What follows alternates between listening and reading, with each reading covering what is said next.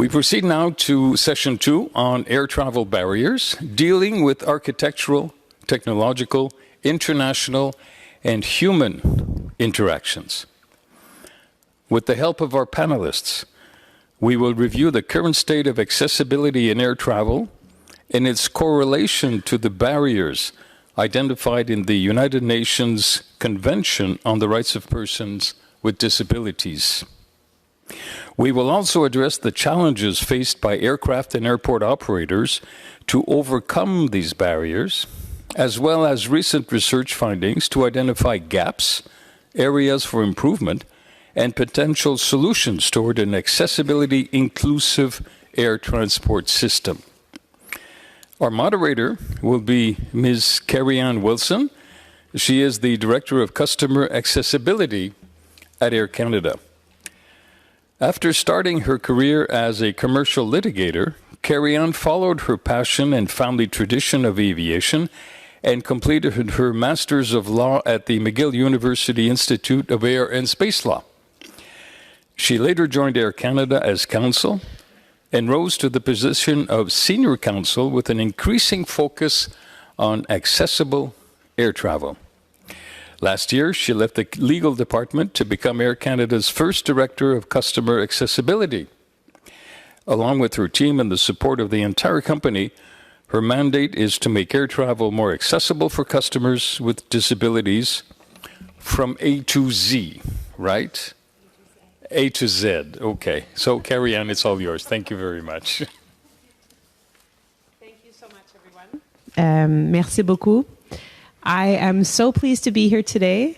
I'm joined by wonderful, wonderful panelists who represent a good portion of the actors in travel. So we will be starting with short presentations from each of the panelists to give a little bit of context on what they do, what the barriers are, and how they need to be overcome. And then we have a number of questions that I want to put to the panel to get fresh perspective, different interactions. And if we do have time, we can open it up at the end for questions from the audience. Without further ado, I'd like to start with Simon April from Kéroul. Kéroul, for those who don't know, a very well-respected organization from the disability community everywhere in Quebec, with a special presence in Montreal. They've advised on a lot of the public transport, and we are very happy to have one of their members as part of our Accessibility Advisory Committee, Isabelle Ducharme. So without further ado, I hand it over to Simon for his presentation. Working? No? 1, 2, test, yes? Okay, thanks. So, like everyone. No, ça marche pas. It's not very well. It's not working too well. Let's see now. What can we do?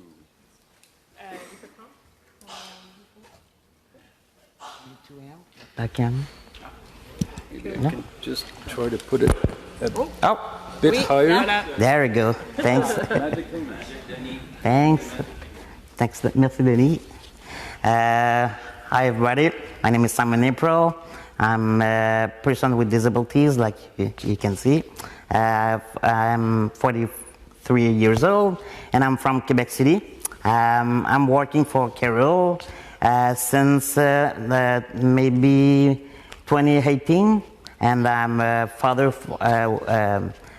with a little child, get 8 years old, and I that's right. Okay, that's okay. After that, I'm working. Like I said, I'm working for Kéroul.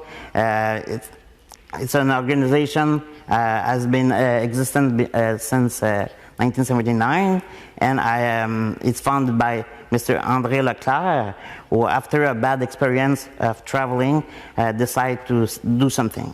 So since 1987, we have been the Ministry Tourism and Main Content for Accessibilities issue, and the reference in Quebec City and Quebec province in this field. We also manage a Quebec government program. It's called in French PAET. That's found a physical accessibilities project for tourists and culture site. Okay. So this is our three mission. We got one mission, but three sector of activities. So the first one is certification. We made certification and evaluate site from the accordance with Quebec building codes and Canadian standard CSA. The main of these is to produce a rating of 3 level, accessibilities, partially accessible and not accessible, because we want to give the right information to a traveler. The second part is mine. So I'm the director of training. So we do a conference for traveling, free conference, and we do some training in school, tourism school, and culture school. But we do some training in also in a private company and municipalities, cities, architecture firms, engineers, and private companies. Like I said, sorry. That's okay. Okay. And the third one is a department involved in promoting accessible travel.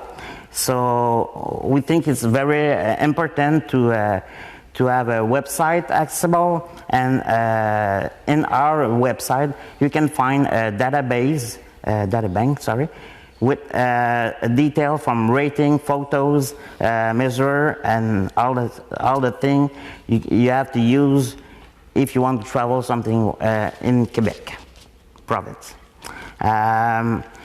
These technical files must be reevaluated in every 5 years, and we will promote this accessible location through social media and accessible travel magazine like ours. It's called Le Baladeur. And finally, we are partner with municipalities and cities to promote a program we call Destination for All. Okay. We're specialized in the ATPDR, standards. So it's regulations for traveling aircraft and traversier, I don't know, ferry and train in Canada. So we make training for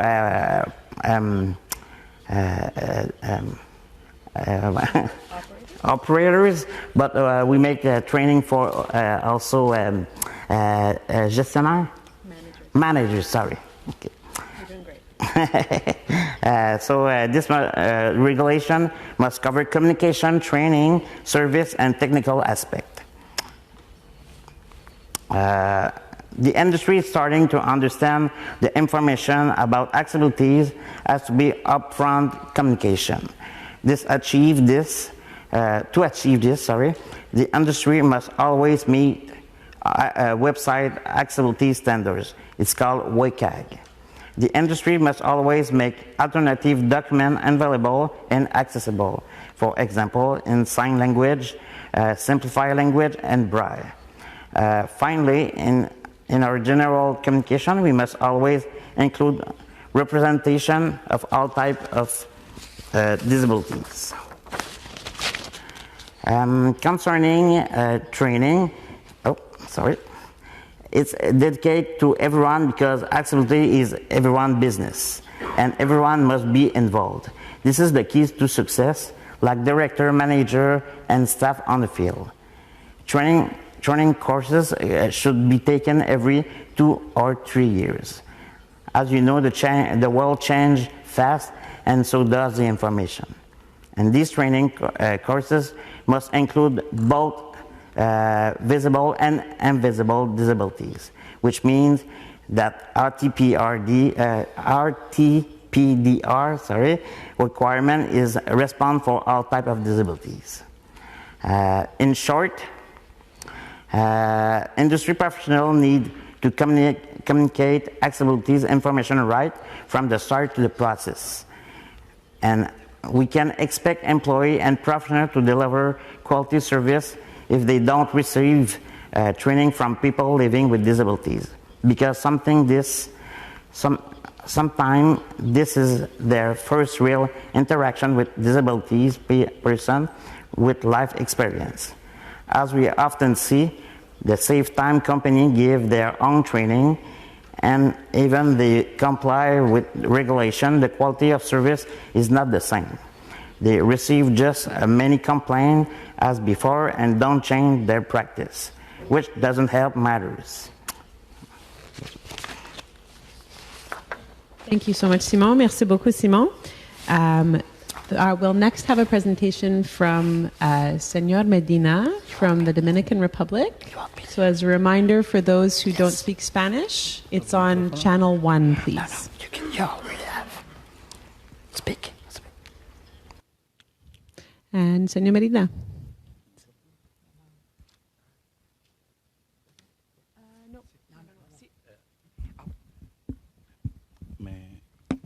Okay.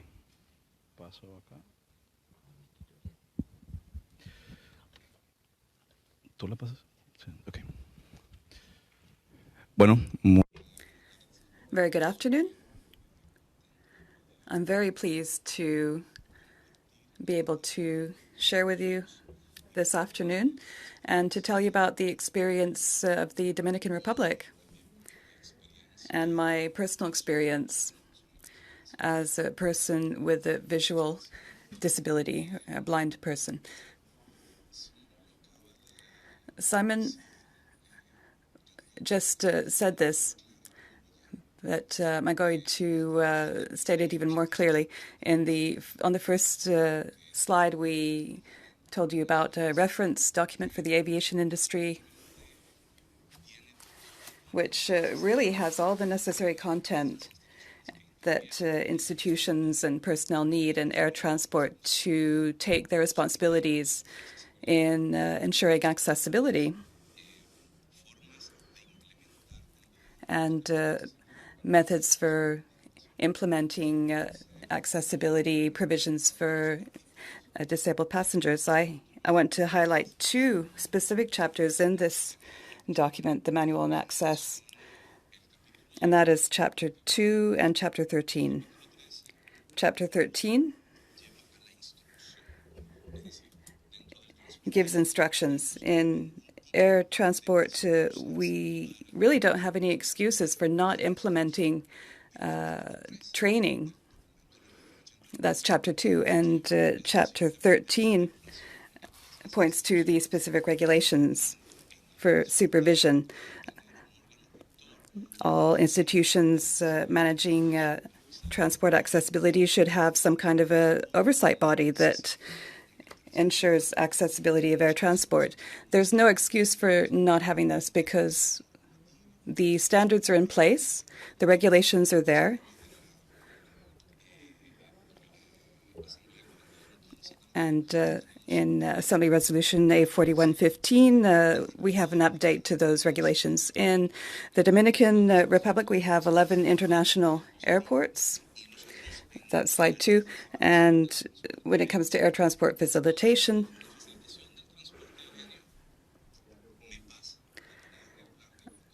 it often fails me when I ask questions about access to air transport. A lot of people don't know enough about it. And there are 3 important elements in facilitation: compliance, regulations, infrastructure implementation. We want to make sure that the proper infrastructure is in place, and also we need personnel, human resources. That is essential. We have to provide training to our staff as per the regulations, and we need to make sure that the rules and procedures are suited to all passengers, and we need to comply with the timeframes and meet all passengers' needs. In the Air Transport Board of the Dominican Republic, we do regular inspections, and we have identified needs of deaf and blind passengers. But unfortunately, there is not sufficient information available to them. They don't have information they need, and there's no information about communicating with the deaf or with the blind in an efficient fashion. And that means that there's a lack of training for that purpose. Since from 2010 to 2019, we conducted a number of inspections, and we constantly had negative results. And in 2017, we developed training for handling blind and deaf passengers, and we did some follow-up, and we saw changes. It wasn't 100% improvement.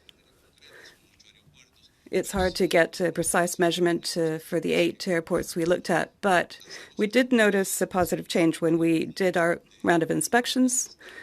Some of the entities told us that they were trying to achieve targets and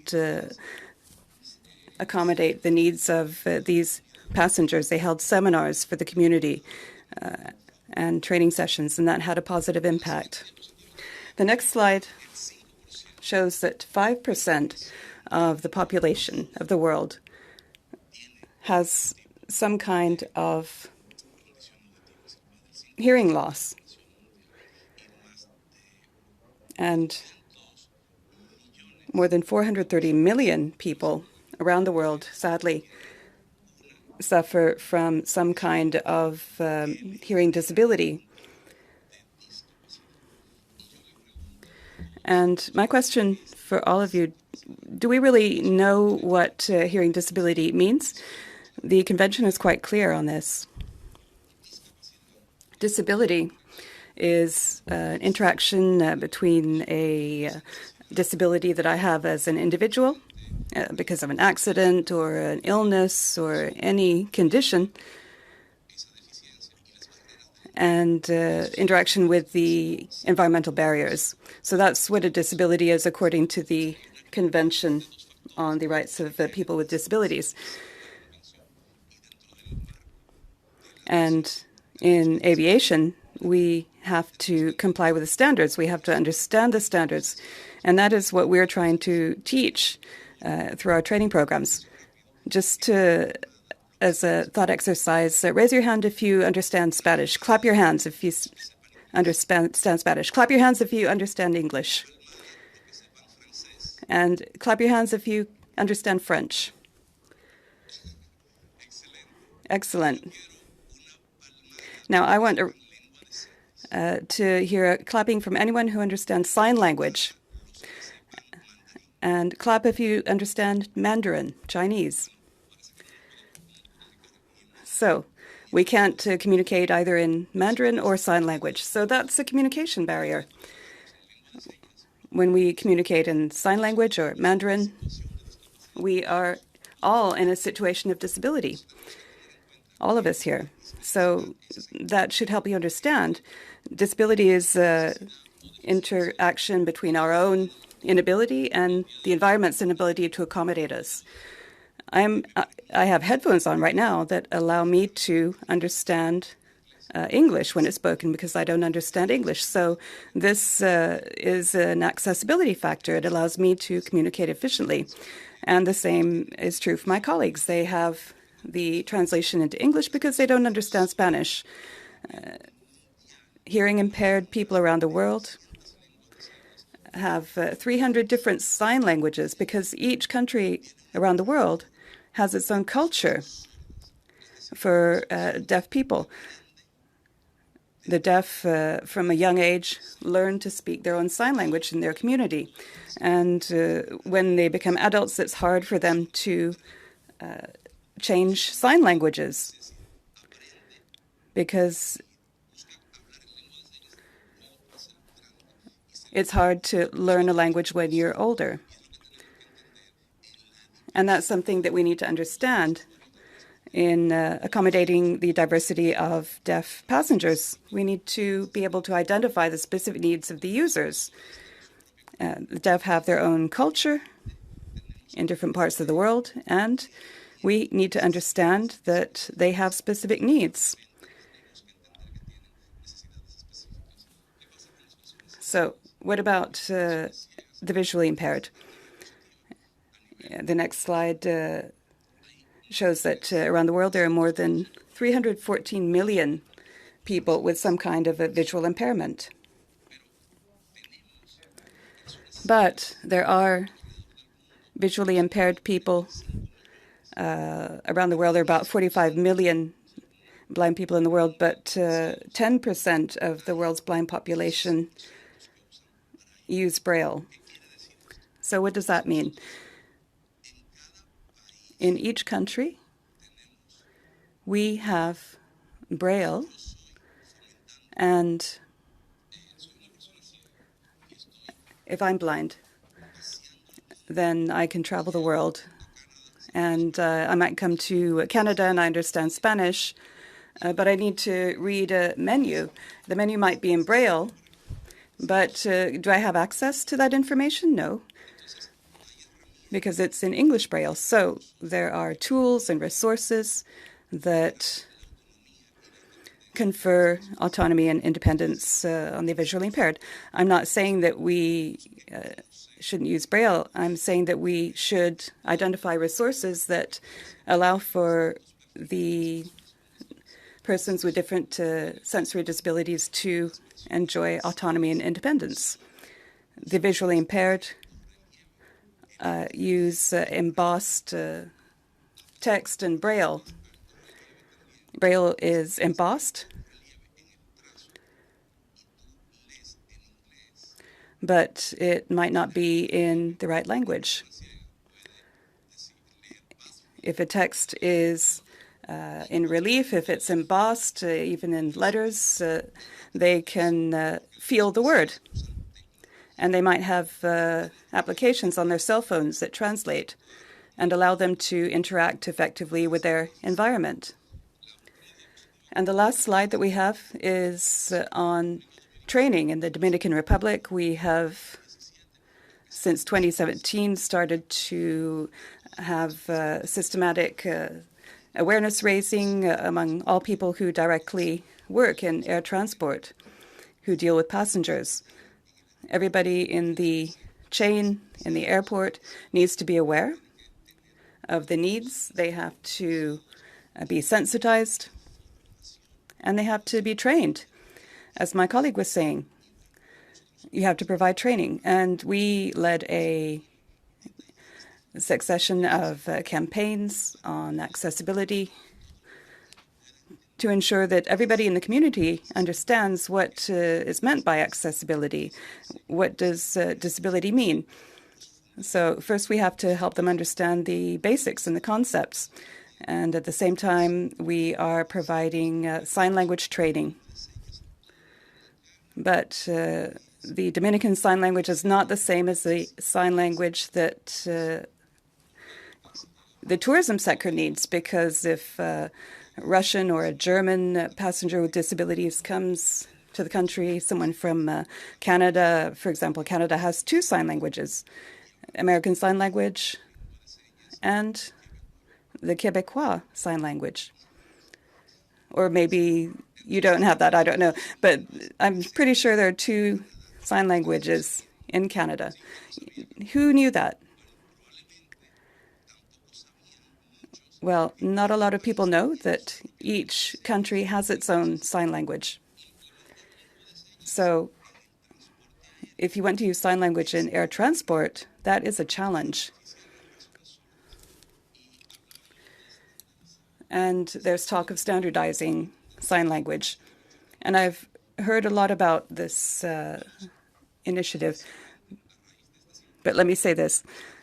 Based on this symposium, I think we should start standardizing training.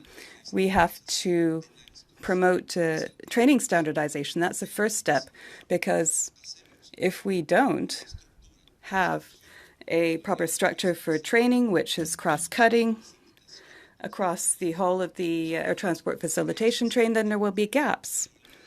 The airline has to be trained in security, migration, customs. All institutions have to be in step when it comes to training. And in fora like this, we have to come to an understanding, and we have to develop universal criteria. So I propose that in aviation, sign language should be American Sign Language, but this is a forum, and so other solutions could be identified that can help us going into the future. Thank you very much.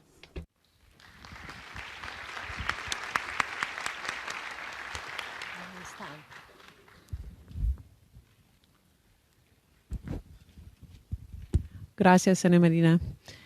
I would now like to invite Sahar, Dr. Imam, up. She prefers to stand while delivering wisdom. Thank you very much, Sahar. Okay. Ladies and gentlemen, good evening. It's a true honor and joy to be here today, surrounded by fellow advocates and pioneers in accessibility, creating truly barrier-free experience. I will showcase today from a handler perspective on our journey toward a barrier-free airport experience. We began by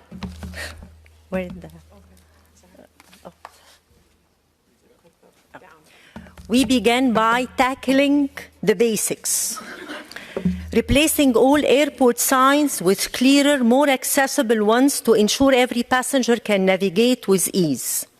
Next, we conducted a comprehensive survey to identify the true pain points faced by PRMs.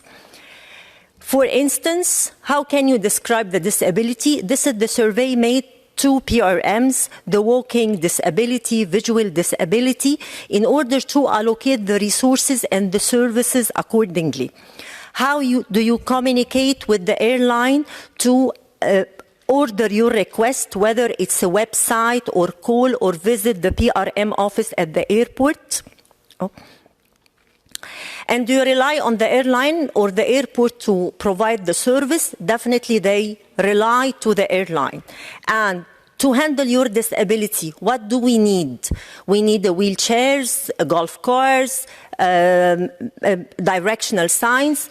So after that, after the implementation of some of the solutions, we carried out a SWOT analysis, analyzing our strengths and weaknesses and threats and opportunities. Our strengths are: we have a very strict SOP and PRM handling, includes phosphoric uniformed attire for PRM handlers at the airport, designated counters, labeled waiting area, drop-off and pick-up spots for the golf cars. Number two, commitment to accessibility. Our team is really committed to the accessibility needs and the PRM needs as well. And we have a comprehensive training program, simple and self-explanatory. Number four, we invited students, interns, to be handler under our supervision. They come every month to work as PRM handlers. This program is helping spreading the awareness on disability and inclusion in the country, in Egypt. Proactive feedback collection. By actively seeking feedback, we refine our approach to the PRM services. We made a strategic partnership with Paralympic and Special Olympics and accessibility entities in Egypt so that we escort them at the airport, waiting for them, designated counters for them to make their travel experience seamless. Accessible resources online, all the details we have, it's on the website. And in-house handling, we manage PRM services ourselves, rather than outsourcing to third party to ensure a higher standard of ease. The weaknesses. Resource constraints relative to demand, related to the tools and innovative devices and innovative apps. Financial limitations. The mobility tools are really expensive, especially that we provide the service free of charge, gratuit. One-to-one handling model, we cannot do that regarding the high demand of PRM. For instance, coming from Heathrow, the last 11 months, 20,924 PRM asking for the service. We are even categorizing the PRM request by destination in order to be able to allocate the resources and customize the service. The opportunities that we may get use of for our continuous upgrade. The great attention shown to people with determination. It's clear. Increasing global PRM demand. This is a significant opportunity for the industry to prioritize investments. Number 3, the potential sponsorships for resources. That's what we already did. The industry collaboration on accessibility and the technological innovations, GPS tracked bracelet for PRM, etc., and the regulatory advocacy. There is an opportunity to advocates for policies that require airports or airlines to furnish essential PRM tools or services. The threats that we acknowledge. Rising cost of the PRM resources, increasing PRM requests outpassing resources. The increase is not just a number, it reflects the growing need for accessible travel. High cost of high loaders, penalties for damaged self-wheelchair, and the misuse of PRM services by some passengers. They ask the service just seeking translation, and they really don't need a wheelchair. Ladies and gentlemen, I want to propose 3 key initiatives that I believe ICAO is uniquely positioned to champion.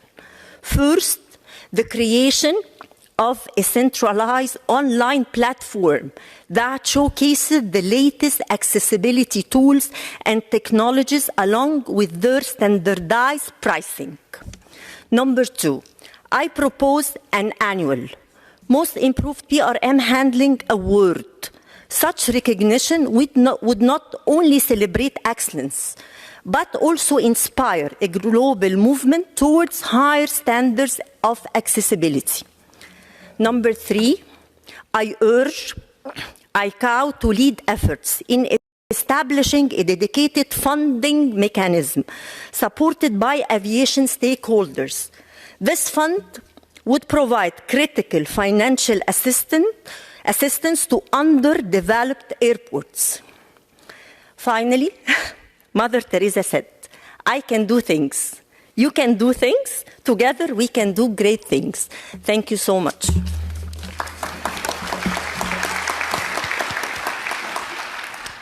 Thank you so much, Sahar. And last but very much not least of the presentations, we've got Sarah from Aéroport de Montréal. So didn't come far, just like myself.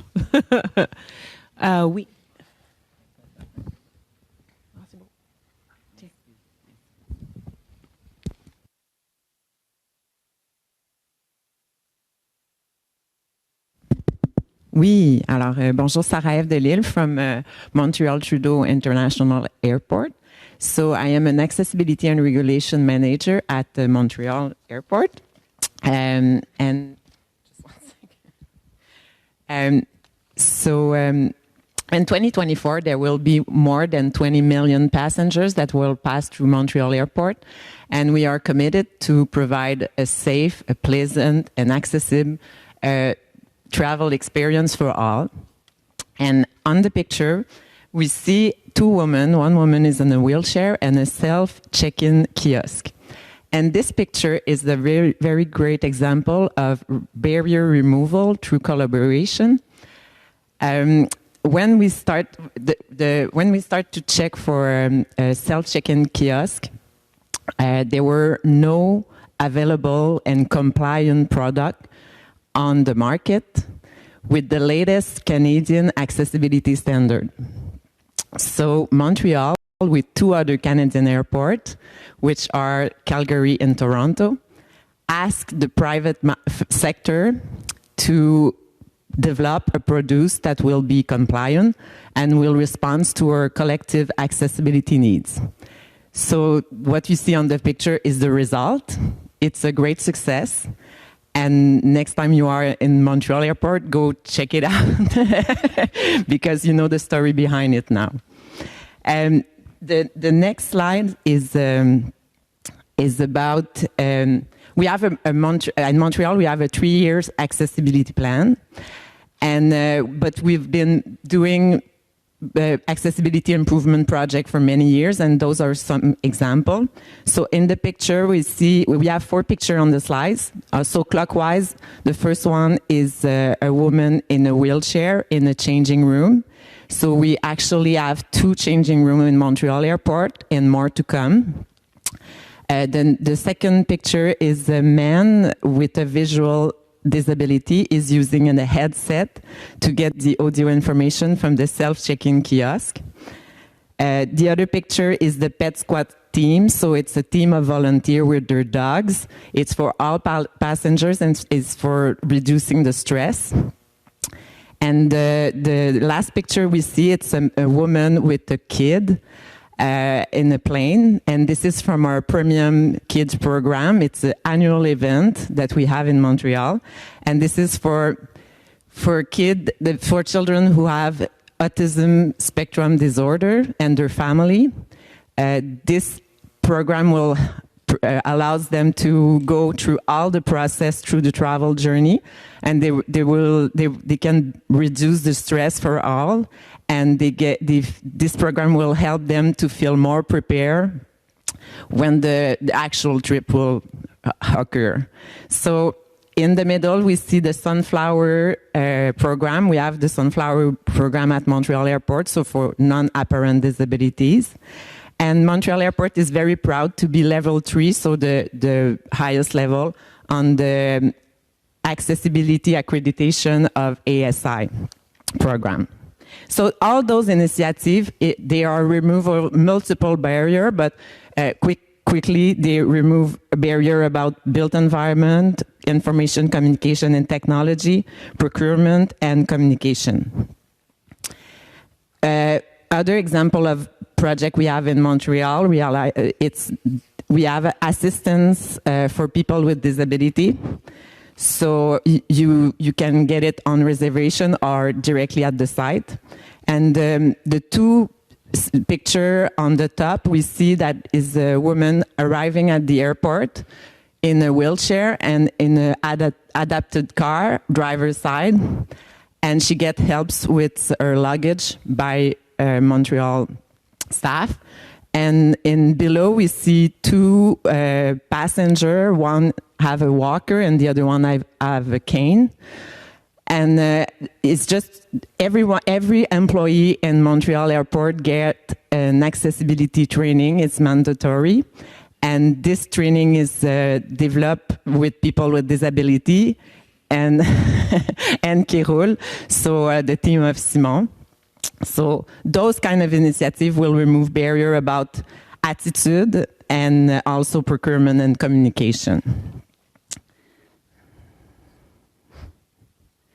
So at Montreal Airport, we have a very broad definition of accessibility. So we know that the international pictogram of accessibility is a person in a wheelchair. But is not really inclusive of all the type of disability. So it's often related to the 5 senses, so touch, see, hear, speak, and cognitive.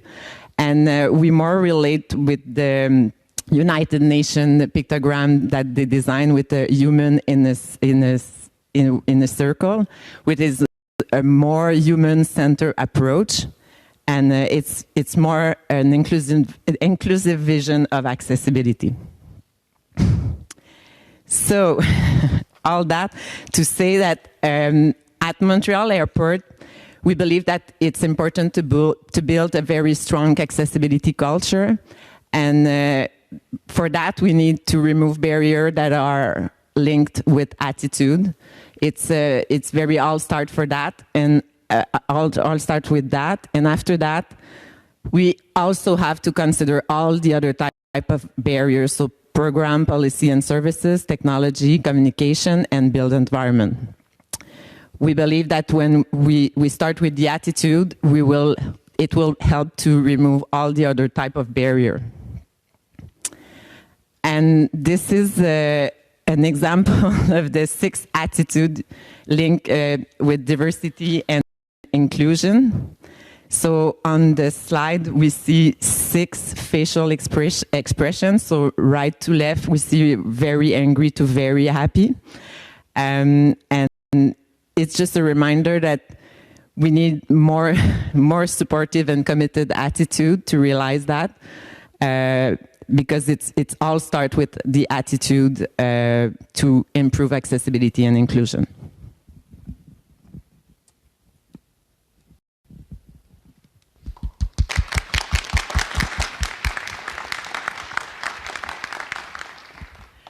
Thank you so much. So before you have a really wonderful range of the different actors. We have Simon from the disability community. We have Senor Medina from the disability community and also the regulatory bodies. We have Sahar from an airline, and we have Sarah from an airport. So I had thought to start with a different question, but I'm actually going to skip ahead to one of the questions that I had. 4 actors.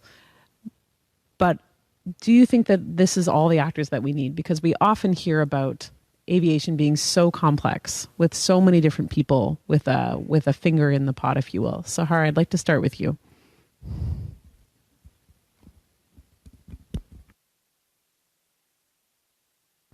Can you hear me? Yeah. I think the missing actors are, first, the immigration and the customs. They are missing here because really PRMs face huge challenge dealing with them for the long queues. Number 2, the travel agents and the hotels. How do they communicate and how do they deal with the PRMs? Number 3, the ground handling. Here I would like to mention Avis, which they have a great experience having a van, a wheelchair van.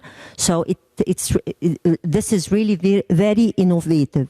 Number 4, we're missing here the technology, the technological innovations. Whatever they are, the tools they promote, they produce the GPS tracker and many of this kind of innovations. I don't remember. What do we miss? I mean, you've listed off a bunch already. It's truly extraordinary when you think of all the agents. Sarah, do you have any actors that you would add to that?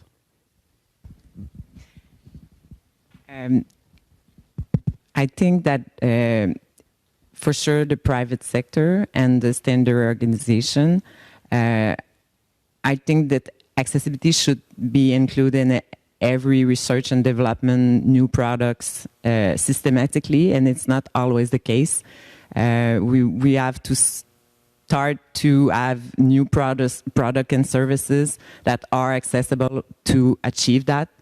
So it's very important that it's put first on the agenda, and it's actually a barrier to find accessible product and services. So it's very, as I just explained it about the self-check-in kiosks that were not in the market. So it's very important to work hand to hand with the private sector and the standard organization to get things done. So. And I think one of the actors that we haven't mentioned, but I've been so glad to see representation from, is the aircraft manufacturers. So a special call out to Airbus, who I saw here, which is wonderful. But even that, until I started working in my current role, I didn't realize that the airframe manufacturer is one. Then you have the seat manufacturer, and then you have all the tech that goes into the aircraft, again, adding that level of complexity. Thank you so much, ladies. I'm mindful of the time, so I'm going to keep moving. And my next question is for Senor Medina. So between the 4 presentations that we just had, we saw a number of different terms. We saw people suffering from hearing loss, people with disabilities. We heard PRMs, and Sahar even mentioned people of determination. So I'd like to know from you, Senor Medina, where do you think this different language comes from? And what do you think is the most important thing to keep in mind when it comes to terminology?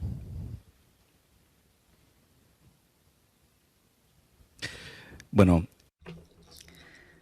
Well, for correct terminology, I think we always need to identify the standard that applies, the regulations that apply. That's the first step. The Convention on the Rights of People with Disabilities is very clear on how we should refer to people with disabilities. You say person, and then you say what the disability is, hearing, mobility, etc. In the case of identifying needs of the diverse array of people with disabilities, there are many different cases. For the visually impaired, there might be low vision or visually impaired people who have some autonomy because they can see a little bit. And then you have people who have residual hearing capabilities. A person might be deaf to a degree, but they are still able to interact with their environment because they hear something. But then they're 100% deaf and or blind.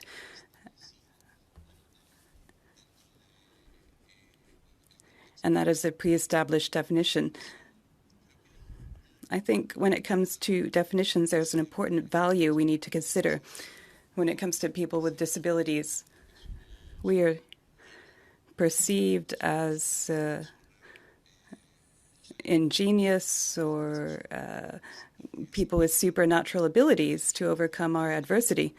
But we have to make people understand that we don't have superpowers necessarily, but we have one thing that's very important, and that is training and understanding and knowledge.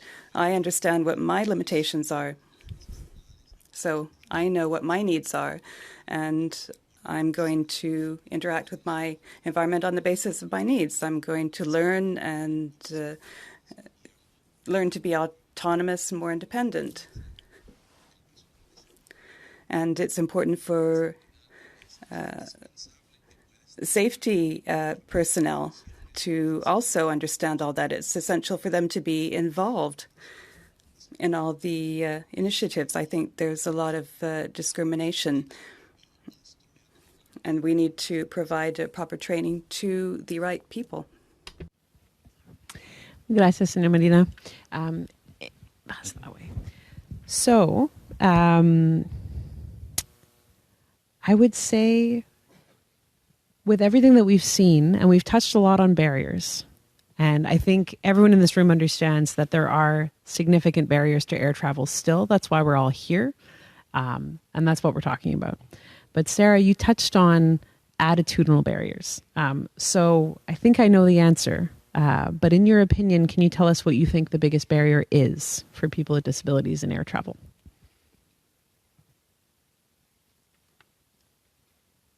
Yeah, without a doubt, it's the first barrier that we have to remove. Every passengers, every human want to feel welcome.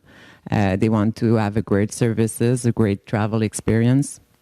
And the key aspect, I said, develop a strong accessibility culture. But how we do that? So we have to increase the knowledge, of course, of accessibility and disability, people with disability needs, of course.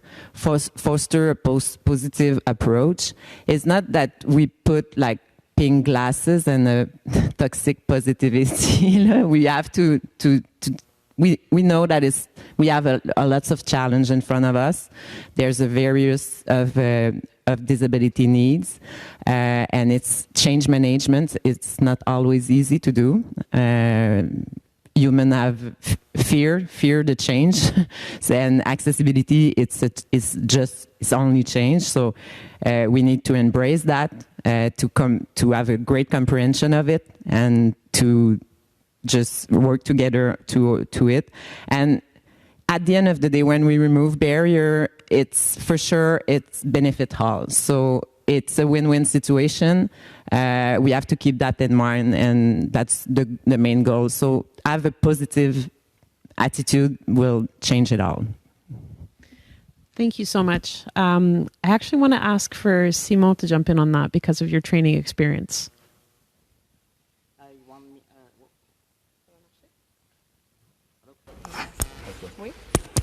Okay, thanks. So you want me to describe how training is? What is it about the training approach at Keirul Okay. that speaks to changing attitudes?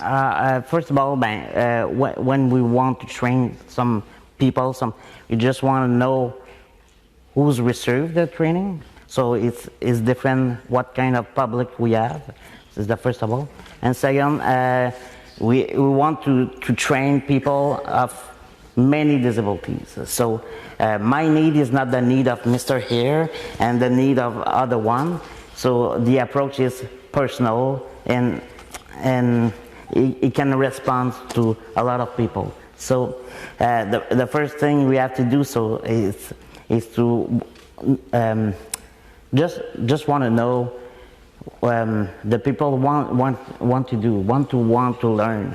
So for many of them, it's the first time they talk with people with disabilities. So they don't know what to do, how to call me. So just call me Simon. It will be okay. And then after that, and they just want to know how can I help them with the instruction you gave it to. So just like I said, just ask the person. Don't ask the person, the company, the accompagnator. Support person. The support. Don't ask the support person with the person with disabilities. Just ask the person right away, and after that it will be okay. So I know my need. Mr. know his need. So it's just an approach, personal, but very with an open mind. And what can I do for me? I can do for another one, but just ask the person what you want. Thank you so much, Simon. I obviously could speak to these people all day. I've been told I have 2 minutes left. So in our last 2 minutes, I will be asking the 4 panelists for your answer on this question. In your opinion, what is the most important thing that we can do to improve the accessibility of air travel? And I will be starting with Sarah, and then we'll come back this way. Sarah, first.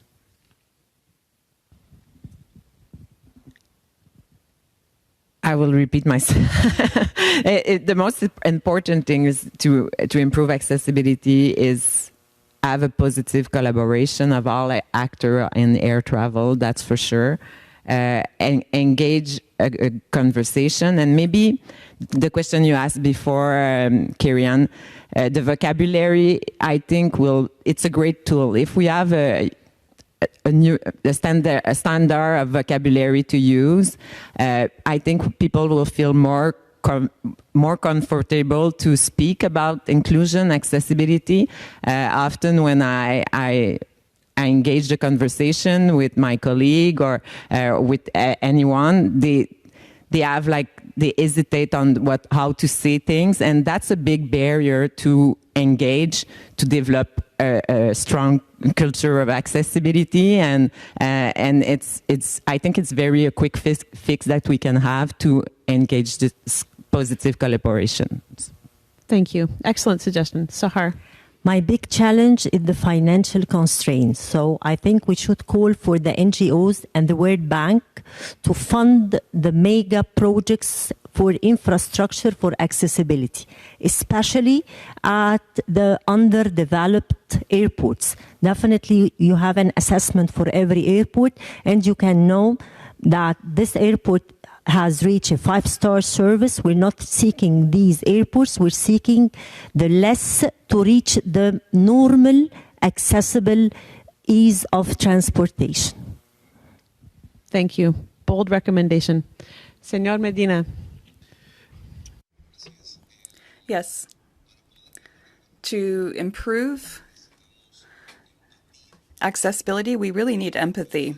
We have to have empathy to be able to take the right decisions and make the right investments. We need support, economic support, especially in small countries. But above all, there has to be empathy among the decision makers.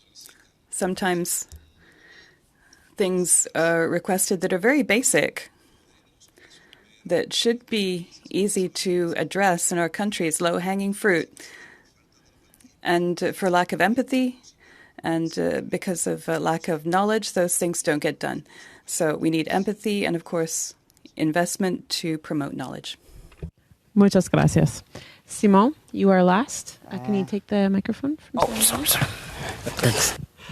Okay. In 30 seconds, I will tell you a little story. Please, go ahead. Okay. Sorry.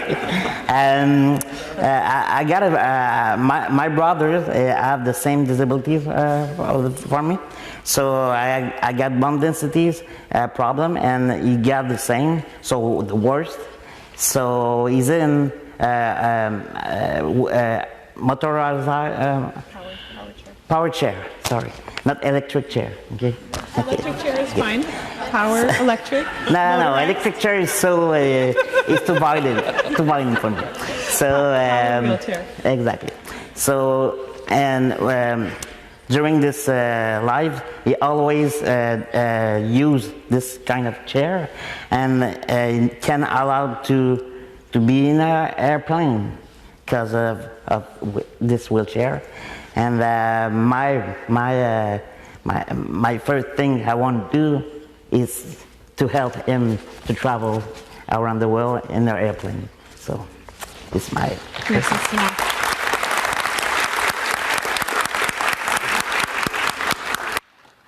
Right before I thank the panel, I will add one last thought, which is what I think we need to do for greater accessibility in air travel. And it comes back to what was mentioned before by Paul, which is about working in partnership and bringing the community in. So not just consultation. Consultation is a great place to start, but employment of people with disabilities and bringing them into the decisions. And with that, we have been thrown off the stage. Thank you very much. Thank you to my panelists, and thank you so much for listening. I think I'll add my 2 cents worth and say that I was inspired by Senor Medina's statement about standardization and universality. I think that's such an important factor.